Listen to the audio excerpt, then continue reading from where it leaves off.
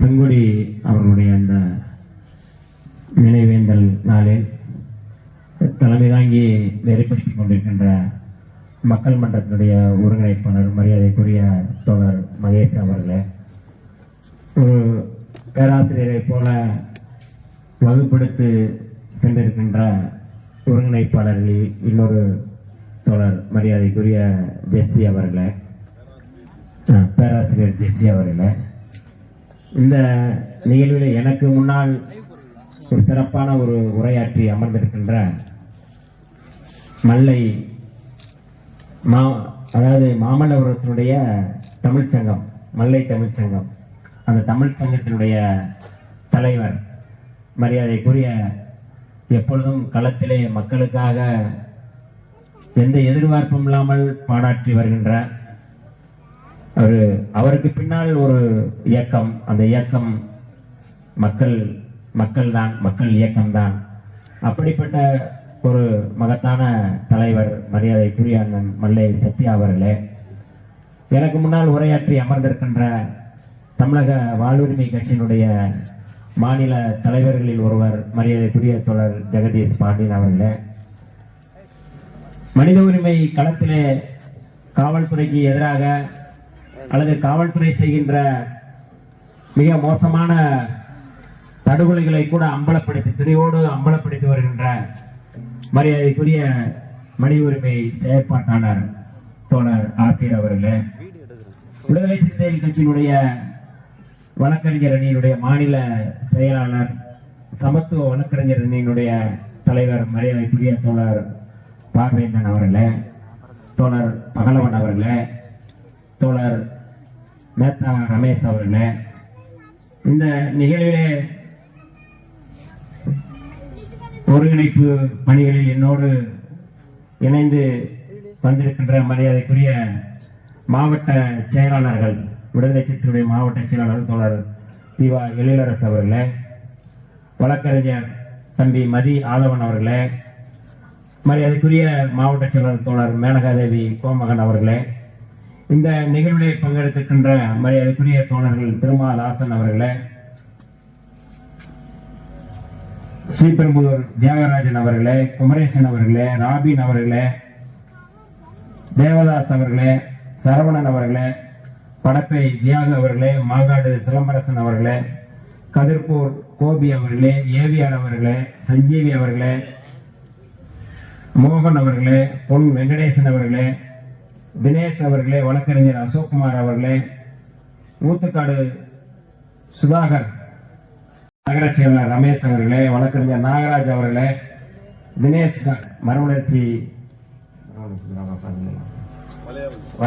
மரியாதைக்குரிய அண்ணன் வளையாபதி அவர்கள் என்ன ஒரு மதிமுக இருக்காரு நினைக்கிறேன், இல்ல சரி, மரியாதைக்குரிய அண்ணன் வளையாபதி அவர்களே, எல்லோரும் இணைந்து இந்த களத்திலே நம்முடைய தங்கை செங்கோடிக்கு வீர வணக்கம் செலுத்துகின்ற வகையில அமர்ந்திருக்கின்ற பல்வேறு கட்சிகளை சேர்ந்த தோழர்களே, மக்கள் மன்றத்தை சேர்ந்த உறவுகளே, சொந்தங்களே, உங்கள் அத்தனை பேருக்கும் என்னுடைய இந்த நேரத்தில் வணக்கத்தை தெரிவித்துக் கொள்கின்றேன்.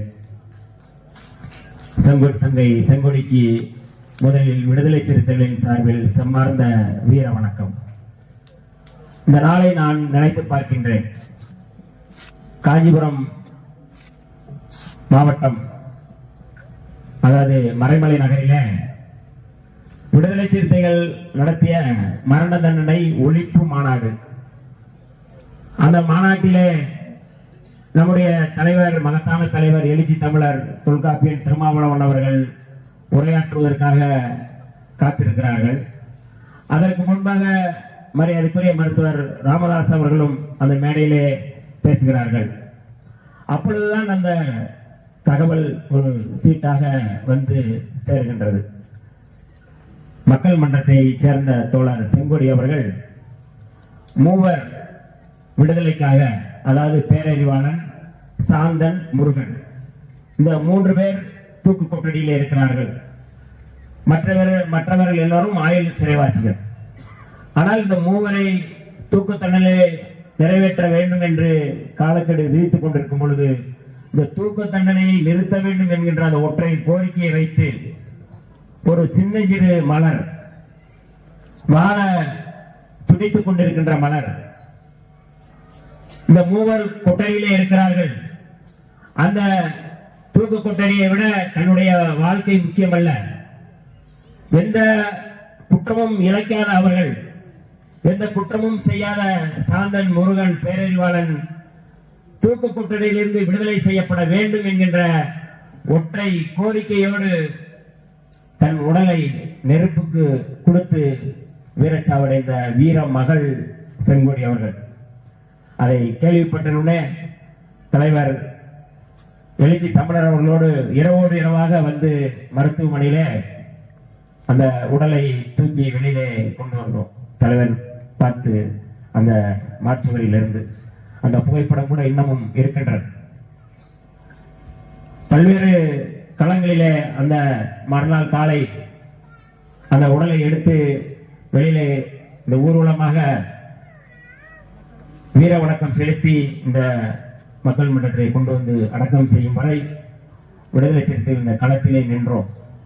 இப்பொழுதும் நான் நினைத்து பார்க்கின்றேன், 14 ஆண்டுகள் ஆகிவிட்டன. மரண தண்டனை ஒழிப்பை முன்னிறுத்தி மாநாடு நடத்திய இயக்கம் விடுதலை சிறுத்தைகள் இயக்கம். அந்த மரண தண்டனைக்கு எதிராக மரணத்தை ஏற்றுக்கொண்ட ஒரு மகள், வீர மகள், கரும் புலியாக தமிழ்நாட்டில் தன்னுடைய ஈகத்தை செய்தவர் மரியாதைக்குரிய செங்கோடி அவர்கள். ஈழத்து புலிகளுக்கு ஒப்பான ஒரு தியாகம். யாரும் இதை இன்றைக்கு யாரோ என்ன வேணாமா பேசலாம். ஆனால் மிக சிறந்த ஒரு அர்ப்பணிப்பை, தியாகத்தை செய்த தங்கைதான் செங்கோடி அவர்கள். அந்த செங்கோடி நினைவு நாளில் ஒரு துயரத்தை, துக்கத்தை பகிர்ந்து அந்த மகளுக்கு நாம் வீர வணக்கம் செலுத்துகின்ற இந்த சூழலில் ஒவ்வொரு ஆண்டும் மக்கள் மன்றம் ஒரு கருத்தியல் அடிப்படையில், அதாவது செங்கோடி அவருடைய இந்த நினைவு நாள் என்பது வெறும் நினைவு நாள், அவருடைய துயரத்தை பகிர்கின்ற நாளாக மட்டும் அல்லாமல் ஒரு கருத்தியல் ரீதியாக இந்த நாளை முன்னெடுப்பது என்பது உண்மையாவே வரவேற்கக்கூடியது. மக்கள் மன்றம் இந்த முன்னெடுக்கின்ற இந்த முயற்சி என்பது நம்முடைய இளைஞர்களை, நம்முடைய பெண்களை, சகோதரிகளை அரசியல்படுத்துகின்ற ஒரு நிகழ்வாகத்தான் நான் பார்க்கின்றேன். அந்த வகையில் தான் பாஜக, RSS சங்பரிவார அமைப்புகள் நடத்துகின்ற இந்த வாக்கு திருட்டை அம்பலப்படுத்துகின்ற வகையில இந்த முழக்கத்தை முன்வைத்திருப்பதை முதலில் விடுதலை சிறுத்தைகள் நாங்கள் வரவேற்கின்றோம். மிக முக்கியமானது. வெறும் நீங்க வீர வணக்க நிகழ்வு என்பதை மட்டும் சொல்லிவிட்டு போகவில்லை. கடந்த ஆண்டு ஜனநாயகம் குறித்து ஒரு கருத்தரங்கமாக அல்லது அந்த முழக்கத்தை முன்வைத்து செங்கோடி அவருடைய அந்த நினைவு நாளை முன்னெடுத்தார்கள். நினைத்து பார்க்கின்றேன், ஒவ்வொரு ஆண்டும் அவர்கள் முன்னெடுக்கின்ற அரசியல், அந்த மக்கள் மன்றத்தின கொடி அமைப்பே இந்த அமைப்பாய் திரள்வோம் என்று எங்களுடைய தலைவர் அவர்கள் முழக்கம் வைத்தார்களே, அதே போல அந்த கொடியை எல்லோரும் அமைப்பாக நின்று ஓரணியில் நின்று நாம் அமைப்பை கட்டமைக்க வேண்டும் என்கின்ற வகையிலே அதை கட்டமைத்திருக்கிறார்கள். இப்படிப்பட்ட ஒரு மக்கள் எழுச்சிகரமான ஒரு இயக்கம், என்ன காவல்துறை, அரச பயங்கரவாதம் என்ன ஒடுக்குமுறை செய்தாலும் அவை எல்லாம் அடித்து சுக்குநராக உடைத்து மிதித்து ஏறி எகிரி பாய்கின்ற ஒரு இயக்கம் தான் மக்கள் மன்றம். எந்த காவல்துறைக்கும் எந்த அரசுக்கும் அடங்குகின்ற இயக்கம் அல்ல, அடங்க மறுக்கின்ற இயக்கமாக மக்கள் மன்றம் 25 ஆண்டுகள், இந்த கால் நூற்றாண்டு காலம் இந்த மக்களுக்காக தன்னை அர்ப்பணித்துக் கொண்டிருக்கிறார்கள். இந்த கம்யூன்ல பார்த்தோம்னா அப்படி ஒரு நிகழ்வாக அவருடைய பழகிற விதம் ஒரு அன்னையை போல. மகேஷ் தோழரை பார்த்தா அப்படியே வாஞ்சியா அப்படியே அரவணைச்சு பேசுவாங்க. கொஞ்சம் கடுமையா காட்டிக்கிடுவாங்க. ஆனா அந்த கடுமைங்கிறது ஒரு மேம்போக்கு தான். ஆனா உள்ளார்ந்து ஒரு வாஞ்சையோடு அவர் பேசும்போது சொன்னாங்க, நான் நம்முடைய அருட்தந்தை சின்னப்பன் அவர்களுடைய வளர்ப்பு என்று சொன்னார்கள். உண்மையாவே அப்படி ஒரு போராளியை இந்த மண் இன்றைக்கு காஞ்சி மக்கள் மன்றம் முன்னெடுத்திருக்கிறது என்றால், கொடுத்திருக்கிறது என்றால், உண்மையாவே மக்கள் மன்றத்திற்கு இன்னொரு முறை என்னுடைய வாழ்த்துக்களையும் பாராட்டுகளையும் தெரிவித்துக் கொள்ள கடமைப்பட்டிருக்கின்றேன். ஒவ்வொரு ஊர்லயும் இந்த மாதிரி ஒரு அமைப்பு இருக்கணும். காஞ்சிபுரத்தில் மட்டும் இல்ல, எல்லா ஊர்களிலையும் எல்லா மாவட்டங்களிலும் இப்படியான ஒரு அமைப்பு இருக்கும் பொழுது காவல்துறை என்ன மாதிரி நிலைமை பார்த்துக்கோங்க. இங்கேயே தாங்க முடியல காவல்துறை, மக்கள் மன்றத்தையே அவங்க வந்து சமாளிக்க முடியல. ஒவ்வொரு மாவட்டத்தில் இருக்கும் பொழுது எப்படி இருக்கும்? இப்படிப்பட்ட ஒரு சூழலில் மக்கள் மன்றம் முன்னெடுக்கின்ற இந்த வாக்கு திருட்டு கும்பலை அமலப்படுத்துகின்ற வாக்கு திருட்டு கும்பல்னா யாரு? மோடி கும்பல் தான், அமித்ஷா கும்பல் தான். நேர்மையாக தேர்தலை சந்திக்க முடியாமல் வாக்குகளை திருடி இந்த நாட்டை தின்று கொழுத்துக் கொண்டிருக்கின்ற மோடி கும்பல் அவர்களை அம்பலப்படுத்துகின்ற ஒரு நிகழ்வாகத்தான் நாம் பார்க்கின்றோம். 2 நாளைக்கு முன்பு அமித்ஷா அவர்கள் ஒரு செய்தியை சொன்னார்கள். துணை ஜனாதிபதியாக இந்தியா கூட்டணி சார்பாக போட்டியிடுகின்ற சுதர்சன் ரெட்டி குறித்து அவர் பேசிய முக்கியமான செய்தி, அவர் ஒரு நக்சல் பின்னணியில் வந்திருக்கின்ற ஒருவர். 2020ஆம் ஆண்டு சல்வா ஜுடும் என்கின்ற ஒரு அமைப்பை அவர்கள் தடை செய்யாமல் இருந்தால் நாங்கள் 2025ஆம் ஆண்டுக்குள் நாங்கள் 20ஆம் ஆண்டுக்குள்ளே நாங்கள் வந்து அதை முடித்திருப்போம் என்று சொல்கிறார். 2011 அந்த சல்வா ஜுடும் தொடர்பாக வந்த தீர்ப்பு நம்முடைய சுதர்சன் ரெட்டி அவர்கள் கொடுத்த தீர்ப்பு 2011. அப்படி அந்த தீர்ப்பை அவர்கள் வந்து தரவில்லை என்றால் நாங்கள் 2020க்குள்ளேயே நக்சல் மாவோயிஸ்டுகளை நாங்கள் ஒழித்து கட்டியிருப்போம் என்று அமித்ஷா அவர்கள் வெளிப்படையாக சொல்லியிருக்கிறார்கள். சுதர்சன் ரெட்டி அவர்கள் துணை ஜனாதிபதிக்கு போட்டியிடுகிறார்கள். அவரை ஒரு நக்சல் பின்னணியோடு அவர் அம்பலப்படுத்துவதற்கு காரணம் என்ன? இந்த சல்வா ஜுடும் என்கின்ற ஒரு அமைப்பு எந்த பின்னணியில் உருவாக்கப்பட்டது? அதான் ரொம்ப முக்கியமானது. மாவோயிஸ்டுகளை ஒடுக்குவதற்காக அங்க இருக்கின்ற வடகிழக்கு மாநிலங்களில், குறிப்பாக சத்தீஸ்கர் போன்ற மாநிலங்களில் இந்த சல்வா ஜுடும் என்கின்ற ஒரு அமைப்பை உருவாக்குகிறது. என்ன அமைப்பு, எதற்காக அதை உருவாக்குகிறது என்றால், பழங்குடி மக்களை ராணுவத்தோடு இணைத்து அவர்களுக்கு ஆயுதங்களை கொடுத்து அவர்களை படுகொலை செய்வதற்கு, மாவோயிஸ்டுகளை படுகொலை செய்வதற்கு அவர்களை ஊடுருவி அவர்களை படுகொலை செய்வதற்கான ஒரு அமைப்பாக முயற்சி செய்தார்கள். அந்த அமைப்பு சட்டவிரோத அமைப்பு. சல்வா ஜுடும் என்கின்ற அமைப்பு சட்டவிரோத அமைப்பு. அந்த அமைப்பு தடை செய்யப்பட வேண்டும் என்று உச்சநீதிமன்றத்திலே வழக்கு தொடுத்த போது அந்த வழக்கை விசாரித்த நீதியரசர் தான் சுதர்சன் ரெட்டி அவர்கள். அவர் சொன்னார்கள், இது வந்து மிக மோசமான அரசியலமைப்பு சட்டத்துக்கு எதிரானது. இந்த அமைப்பு பழங்குடி மக்களை பாதுகாப்பதற்கான ஒரு அமைப்பு தான் மாவோயிஸ்ட். பழங்குடி மக்களுக்காக போராடுகிறவர்கள் தான் மாவோயிஸ்டுகள். அவர் நீதிமன்றத்தில் சொல்றாரு. யார் சொல்வது? சுதர்சன் ரெட்டி அவர்கள். மாவோயிஸ்டுகள் மக்கள் விரோதிகள் அல்ல, மாவோயிஸ்டுகள் மக்களுக்கானவர்கள். அவர்களை படுகொலை செய்வதற்கு சட்டவிரோதமாக அமைக்கப்பட்ட இந்த சல்வா ஜுடும் என்கிற அமைப்பை நான் தடை செய்கிறேன் என்று அன்றைக்கு சொன்னார்கள். இவங்க வந்து எப்ப பார்த்தாலும் வந்து மாவோயிஸ்டுகள் பேர்ல வந்துதான் ஒரு முத்திரையை குத்துவார்கள். 2018 ஜனவரி டிசம்பர் 31ஆம் தேதி 2017 ஜனவரி டிசம்பர் 31ஆம் தேதி ஒரு அமைப்பு மகாராஷ்டிரா மாநிலத்தில் எல்சார் பரிசத் என்கின்ற ஒரு அமைப்பு, அந்த அமைப்பில் நிறைய வந்து மறுநாள் காலையில் வந்து பீமா கோரைக்கான் நிகழ்வு. அந்த அமைப்பு பங்கெடுத்த தோழர்கள் எல்லாரும் மனித உரிமை செயற்பாட்டாளர்கள். அதிலே கவிஞர் வரவர ராவ் இருக்கிறார்கள். அதிலே மிக முக்கியமாக தொழிற்சங்கவாதி பரத்வாஜ் இருக்கிறார்கள். இப்படி நிறைய மனித உரிமை செயற்பாட்டாளர்கள். ரிபப்ளிகன் பேந்தர்ஸ் என்கின்ற ஒரு அமைப்பினுடைய தலைவர் சுதீர் என்பவர் அதிலே இருக்கிறார்கள். அந்த அமைப்பில் புரட்சியாளர் அம்பேத்கருடைய உறவினர் ஆனந்த் தெல்தும்டே போன்றவர்கள் இருக்கிறார்கள்.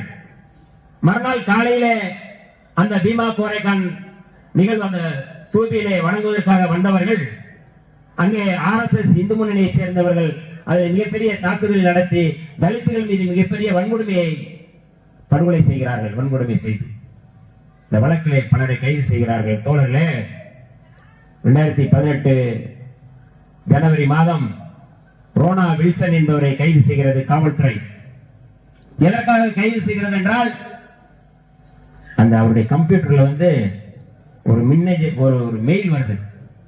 அந்த மெயில் என்ன சொல்றாங்கன்னா, மோடியை படுகொலை செய்வதற்கு அர்பன் நக்சல்கள் முயற்சி செய்தார்கள். இந்த கடிதத்தில் வந்து இவங்க எல்லாம் சேர்ந்து ஒரு மெயில் அனுப்புனது மாதிரி மெயில் அனுப்பி அந்த கடிதத்தின் மூலமாக மொத்தம் 16 பேரை யூபா சட்டத்தில் UAPA என்கின்ற அந்த சட்டத்தில் NIA கைது செய்த தோழர்களே. அப்படி அந்த வழக்கிலே கைது செய்யப்பட்ட ஒருவர் தான் அருட்தந்தை ஸ்டான் சாமி அவர்கள். 70 வயதை கடந்தவர், நடுக்கவாத நோயால் இருந்தவர். தன்னுடைய வேலையை அவரே செய்ய முடியாது. அவர் அர்பன் நக்சல் என்கின்ற பெயரிலே கைது செய்தார்கள்.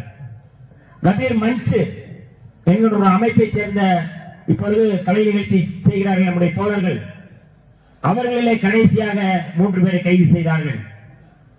எல்லோரும் போபால் சட்டத்திலே NIA கைது செய்து சிறைப்படுத்தியிருக்கிறது. ஆனந்த் டெல்பிமுடியாவிலே கைது செய்யப்பட்டார். அவர் பிணையிலே இருக்கிறார். கவிஞர் வரவரராவ் இப்பொழுதுதான் பிணை கொடுக்கப்பட்டிருக்கின்றது. ஆனந்த் டெல்டுமுடைய இன்னொரு சகோதரர் மிலிந்த் டெல்டுமுடே மாவோயிஸ்ட் என்கின்ற பெயரில் சுட்டு படுகொலை செய்யப்படுகிறார். சத்தீஸ்கருக்கும் மகாராஷ்டிரா மாநிலத்துக்கும் நடுவிலே அவ்வளவு வேட்டையாடியது பாஜக அரசு. எதற்காக? அர்பன் நக்சல்களை வேட்டையாடுகிறோம் என்ற பெயரில். ஆனந்த் டெல்டுமுடே அர்பன் நக்சலா? கவிஞர் வரவரராவ் நக்சல் பார்ட்டி அவர் அர்பன் நக்சலா? சுதா பரத்வாஜ் அவர் அர்பன் நக்சலா? ஆனால் எல்லோரையும் சிறைப்படுத்தியது பாஜக. எதற்காக? அர்பன் நக்சல் என்கின்ற பெயரிலே அவர்களை எதற்காக சிறைப்படுத்தியது? பீமா கோரேகான் என்கின்ற அந்த நிகழ்வை கொண்டாடியதற்காக. 2018 அவர்கள் முயற்சி எடுக்கின்ற அந்த முன்னகர்வு என்பது ஒவ்வொரு காலகட்டத்திலும் ஏதாவது ஒரு செய்தியை சொல்லி இவர்கள் எல்லாம் ஆபத்தானவர்கள், இவர்கள் நக்சலைட்டுகள் என்று சொல்லி இவர்களை வேட்டையாட துடித்துக் கொண்டிருக்கிறார். இன்றைக்கு கூட சத்தீஸ்கர் மாநிலத்திலே இந்த மாதிரியான நக்சல்களை படுகொலை செய்வதற்காக தனியாக ஒரு ஆபரேஷனை திறந்திருக்கிறார்கள். பாரதிய ஜனதா கட்சி, RSS, சங் பரிவார் அமைப்புகள் எந்தெந்த அமைப்புகள் இருக்கோ அந்த அமைப்புகளை எல்லாம் அவர்களுக்காக பயன்படுத்துகிறார்கள்.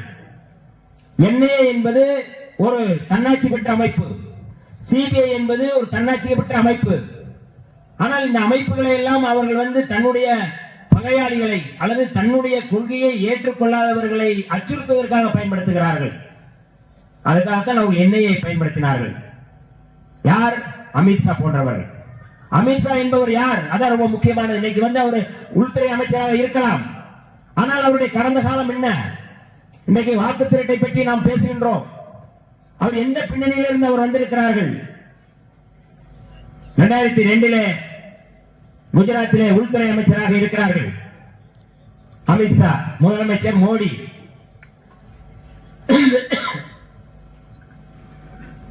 சொராபுதீன் என்பவரை போலி என்கவுண்டர் செய்து படுகொலை செய்கிறார்கள். போலி என்கவுண்டர் சொராபுதீன்.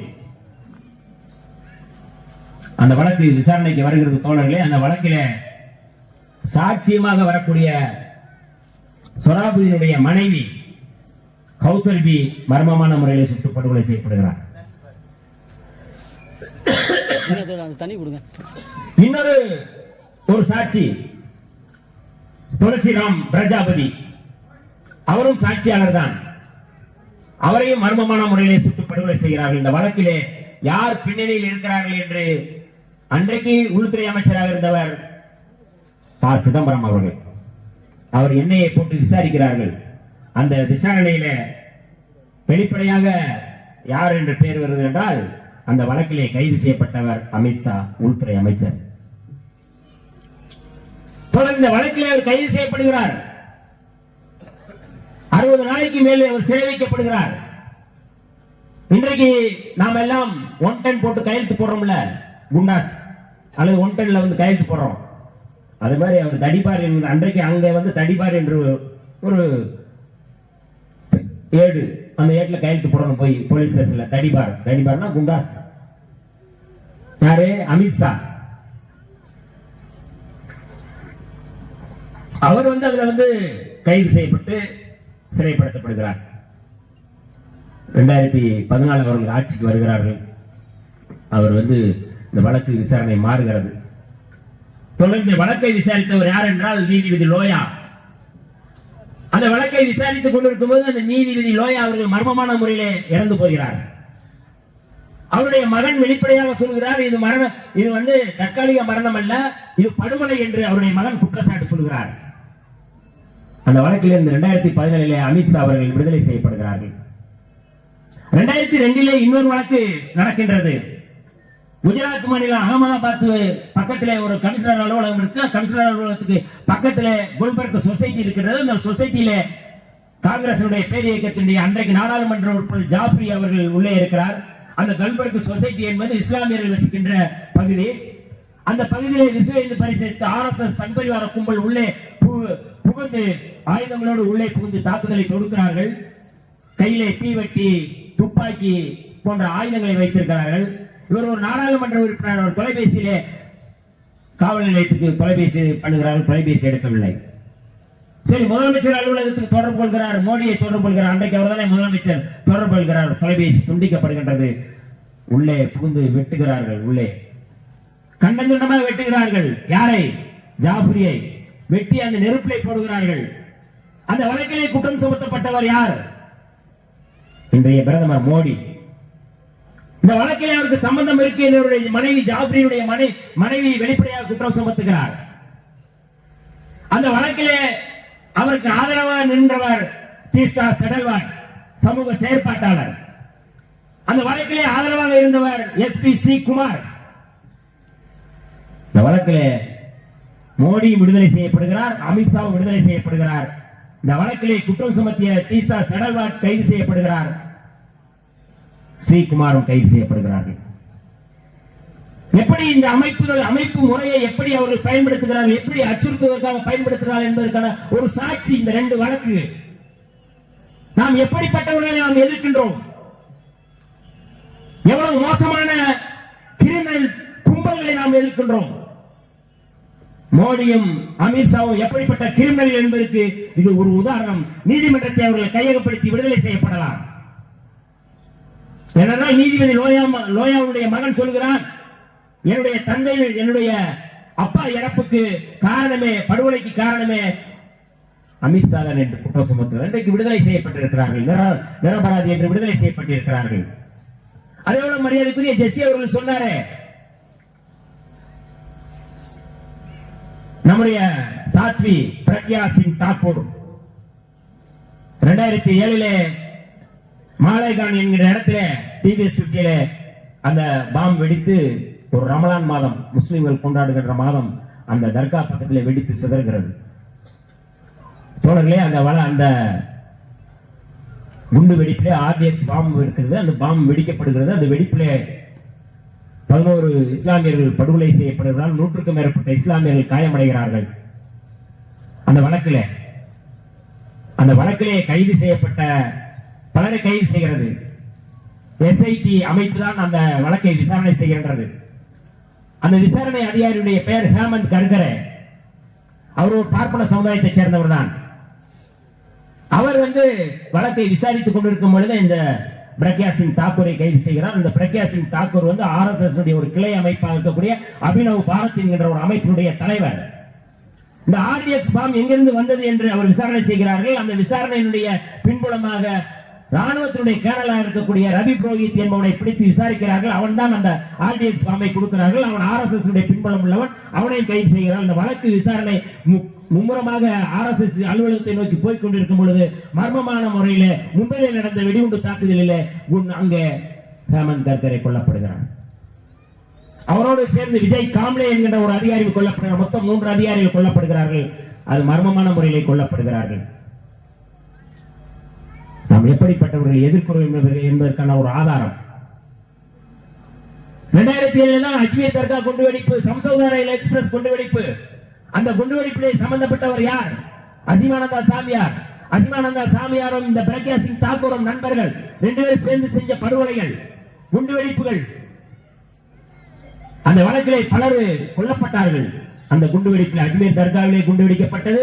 சம்சௌதா ரயில் எக்ஸ்பிரஸ் என்பது பாகிஸ்தானுக்கும் இந்தியாவுக்கும் செல்கின்ற நட்புறவு ரயில். அது அதிலே குண்டு வைத்தார்கள். ஏன்னா இஸ்லாமியர்கள் அங்கு அதிகமாக இருப்பார்கள் என்று குண்டு வைத்து விட்டு வெறுமனே அவர்கள் வந்து தப்பித்து போகவில்லை. இவனை கைது செய்கிறார்கள், அசிமானந்தா சாமியாரை.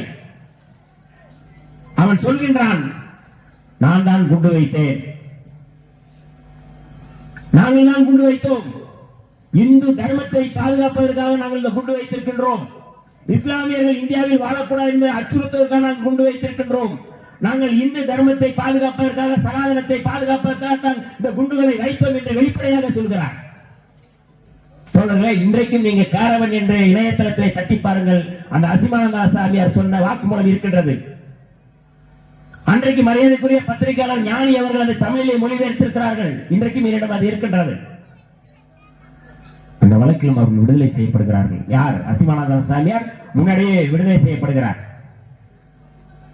பிரக்யா சிங் தாக்கூர் அந்த வழக்கிலே கைது செய்யப்பட்ட பிறகும் 2019 போபால் நாடாளுமன்றத்திலே அவர் அங்கே நிறுத்தப்பட்டு வெற்றி பெறுகிறார். ஏனென்றால் திக்விஜய் சிங் எதிராக அவர் நிறுத்தப்படுகிறார்.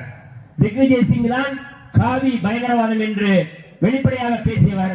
ஆகவே அவரை எதிர்த்து நிறுத்தி அவரை வந்து வெற்றி பெற வைக்கிறார். இவரெல்லாம் பயங்கரவாதிகள். ஆனால் இன்றைக்கு விடுதலை செய்யப்படுகிறார். இந்த பயங்கரவாதிகள் எப்படி வெற்றி பெற்றார்கள்? அதான் நம்ம முக்கியமானது. எந்த பின்னணியில் வெற்றி பெற்றார்கள்? ஓட்டு திருட்டு. ஓட்டு திருட்டு. மகாத்மா காந்தியை படுகொலை செய்த கும்பல் வெளிப்படையாக சொல்கிறார் நாதராம் கோட்சே.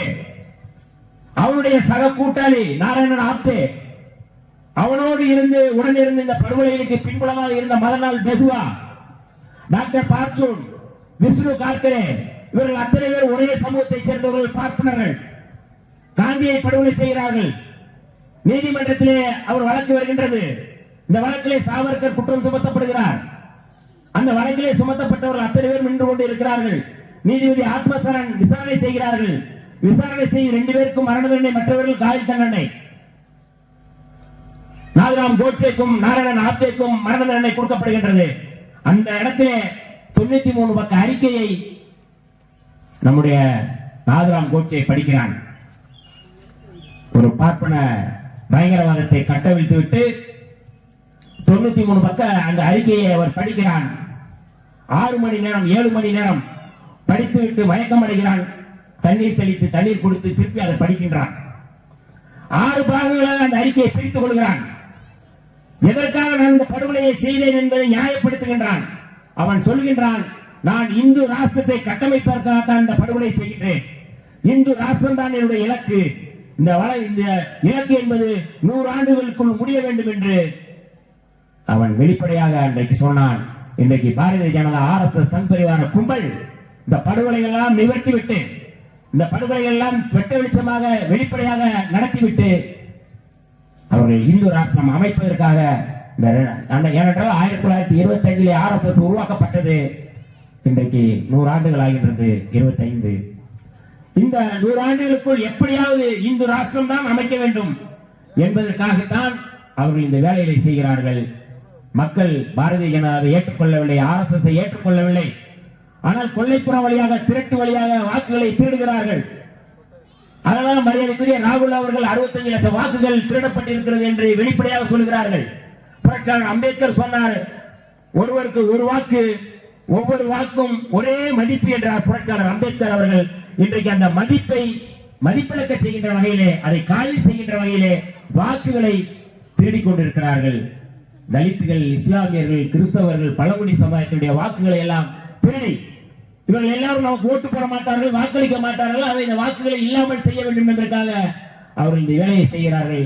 தோழர்களே, 1998 அவர்கள் வந்து முதலில் அந்த இடங்களில் போட்டியிட்டு 10 இடங்களில் வெற்றி பெறுகிறார்கள். அப்பொழுது பெற்ற வாக்குகள் 7%. 2014 அவர்கள் பெற்ற வாக்கு சதவீதம் 44%. சாதாரணமானதல்ல. போன முறை வெளிப்படையாக நாடாளுமன்றத்திலே மோடி சொல்கிறாரே, நாங்கள் 400 இடங்களுக்கு மேல் வெற்றி பெறுவோம். மொத்தம் இருக்கின்ற தொகுதிகள் 1543 தொகுதிகளில் நாங்கள் வெளிப்படையாக 400 இடங்களுக்கு மேல் வெற்றி பெறுவோம் என்று சொல்கிறாரே. எந்த அடிப்படையில் வெற்றி பெறுவோம் என்று சொல்கிறார் மோடி அவர்கள்? ஊர்ல ஆடு திருடுற, கோழி திருடுற மாதிரி வாக்குகளை திருடுற கும்பலா இருக்கு. நம்ம எல்லாம் பார்த்துருக்கோம். திருட்டு கும்பல் இது. திருட்டு கும்பலுடைய தலைவன் இந்த நாட்டை ஆண்டு கொண்டிருக்கிறார்கள். எவ்வளவு கேவலமா இருக்கின்றது. நேர்மையாக செயல்பட முடிகிறதா? நேர்மையாக நீங்க போட்டியிட முடியுமா? நேர்மையாக நீங்க மோத முடியுமா? இன்றைக்கு இந்திய அளவிலே சமரசம் இல்லாமல் பாரதிய ஜனதா RSS சங் பரிவார கும்பலுக்கு சமரசம் இல்லாமல் களமாடி கொண்டிருக்கிற இயக்கம் விடுதலை சிறுத்தைகள் இயக்கம். அந்த இயக்கம் நாடாளுமன்றத்தில் இன்று நாம் குரல் கொடுத்துக் கொண்டிருக்கின்றோம். நம்முடைய தலைவர் எழுச்சி தமிழர் தொல்காப்பியன் திருமாவளவர்கள் நாடாளுமன்றத்திலே பேசுகிறார்கள். ஏன் இதை இங்கே சொல்கிறோம் என்றால், வீராங்கனை நம்முடைய செங்கோடி அவர்களுடைய இந்த நினைவு நாளில் அன்றைக்கு அது ரொம்ப முக்கியமான ஒரு நிகழ்வு. எல்லோரும் போராடி கொண்டிருக்கின்றோம். என்ன போராட்டம்? 3 பேர் விடுதலை. அதுதான் எங்களுடைய இலக்கு. இன்றைக்கு தந்தை செங்கோடி அவர்கள் இருந்திருந்தால் இந்த திருட்டு கும்பலுக்கு எதிராக இன்றைக்கு களத்தில் நின்று போராடுவார். பாரதிய ஜனதாக்கு எதிராக பேசுவார்கள். அமித்ஷா கும்பலுக்கு எதிராக பேசுவார்கள். நீங்கள் எத்தனை மசோதாக்கள் கொண்டு வந்தால் அந்த மசோதாக்களுக்கு எதிராக மக்கள் மன்றத்தில் நின்று போராடக்கூடிய ஒரு வீராங்கனை தான் நம்முடைய செங்கோடி அவர்கள். ஆகவேதான் செங்கோடி நினைவு நாளில் எந்த பிரச்சனையை, மக்கள் பிரச்சனையை எப்படி பேச வேண்டும், மக்களிடம் எப்படி நாம் கொண்டு செல்ல வேண்டும் என்கின்ற அக்கறையில் தான் மக்கள் மன்றம் இதை முன்னெடுக்கின்றது. ஆணவ படுகொலைகளை தடுத்து நிறுத்துவதற்கு தனிச்சட்டம் வேண்டும் என்று நாம் சொல்கின்றோம். பாஜக ஏதாவது இது பேசுமா? நம்ம அன்னைக்கு நான் அங்க மயிலாப்பூர்ல நான் பேசின உடனே அக்கா தமிழிசை அவர்களும் இவரு நம்ம அண்ணாமலை அவர்கள் கொதிக்கிறாங்க. ஏன்னா நான் சொன்ன ஸ்டோரி அப்படி. சம்புகனை படுகொலை செய்த ராமனை பற்றி ஸ்டோரி அது. அப்படி செய்தியே இல்லைன்ற, அப்படி கதையே இல்லைன்றாங்க. அப்படி எப்படி வந்தது அந்த கதை கேட்டா அதுக்கு பதில் இல்லை. இங்க இருக்கிற சங்கர மடத்தினுடைய சங்கராச்சாரியுடைய ஜூனியர் ஜெயேந்திரனுடைய அணிந்துரையில அவங்க போட்ட, சங்கரமடமே போட்ட ஒரு புத்தகம் இருக்கு. அந்த நூலிலே இந்த சமூக வளம் இருக்கின்றது. ராமனுடைய அவருடைய செயல்பாடுகள், சம்புகனை எதற்காக படுகொலை செய்தான், வெளிப்படையாக செய்திகள் இருக்கின்றது. ஜாதி மாதிரி அவன் தவம் இருப்பதால் ராமன் அவனை படுகொலை செய்கிறான் என்று நான் சொன்னேன். இது என்ன தவறு இருக்கின்றது? பாரதிய ஜனதா RSS நான் மன்னிப்பு கேட்க வேண்டும் என்று சொல்கிறார்கள். நான் மன்னிப்பு கேட்டிருக்கிறேன். நான் சாவர்கர் பிள்ளையா, அம்பேத்கர் பிள்ளை? நாங்கள் மன்னிப்பு கேட்க முடியாது. ஏனென்றால் வரலாறு. உங்களுக்கு அது புராண கதை. புராணங்களை நீங்கள் கட்டவிழ்த்து விட்டுக் கொண்டிருக்கிறீர்கள். அந்த புராணங்களை நாங்கள் சொல்லுகின்றோம். அதிலிருந்து நாங்கள் பின்வாங்க போவதில்லை. ராமன் படுகொலை செய்தான். ஆமா, படுகொலை செய்தான். யாரை? சம்புகனை படுகொலை செய்தான். இது வரலாறு. இது புராணத்தில் இருக்கின்றது. அதை நாங்கள் சொல்கின்றோம். இதற்காக நாங்கள் அதை நாங்கள் நீ வேணா வித்ரா பண்ண அப்படிலாம் இல்லைன்னு சொல்லி அறிவிங்க. நம்ம அண்ணாமலை சொல்கிறார், எங்க அலுவலகத்துக்கு வாங்க, பாஜக அலுவலகத்துக்கு வந்தா நாங்க காதல் திருமணம் செஞ்சு வைப்போம். யார் சொல்றது? அண்ணாமலை. கோகுல்ராஜ் படுகொலையை செய்த யுவராஜ் விடுதலை செய்யப்பட்ட பிறகு, அந்த விடுதலைக்கு பிறகு அவ்வளவு மோசமாக அவன் கும்பலை கூட்டி கல்யாண மண்டபத்தில் விருந்து நடத்துகிறான். அதை கண்டிப்பதற்கு உனக்கு துப்பில்லை. அப்பொழுது நீ என்ன செய்தாய்? அண்ணாமலை அவர்கள் எதுவும் செய்யவில்லை. ஆனால் இப்பொழுது வேண்டுமென்றே அதை செய்கிறார்கள். உண்மையாவே தமிழ்நாட்டில் இந்த காதல் திருமணங்களுக்கு அடைக்கலம் கொடுத்து அவர்களை பாதுகாப்பாக வைக்கின்ற ஒரு இயக்கம் இருக்கிறது என்றால் அது மக்கள் மன்றம் தான். யார் வேணாலும் இங்க இருந்து காதல், உண்மையா காதல் செய்யறவங்க இங்க இருந்து காதல் திருமணம் செய்வதற்கான ஒரு பாதுகாப்பான இயக்கம் மக்கள் மன்றம். அப்படிப்பட்ட ஒரு மக்கள் மன்றத்தில் நின்று நாம் பேசுகின்றோம். ஆணவ படுகொலைகளை தடுத்து நிறுத்துவதற்கு தனி சட்டம் இயற்ற வேண்டும்.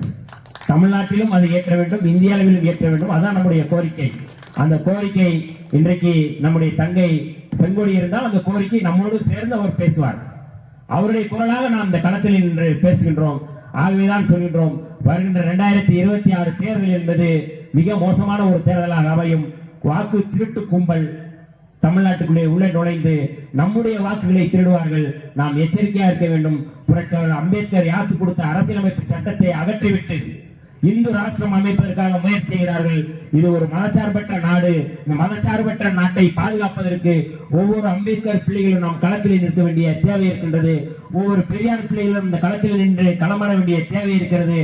அந்த களமாடலை நம்முடைய தங்கை செங்கோடி அவருடைய நினைவு நாளில் உறுதியேற்போம் என்று சொல்லி வாய்ப்புக்கு நன்றி கூறி விடைபெறுகிறேன். நன்றி, வணக்கம்.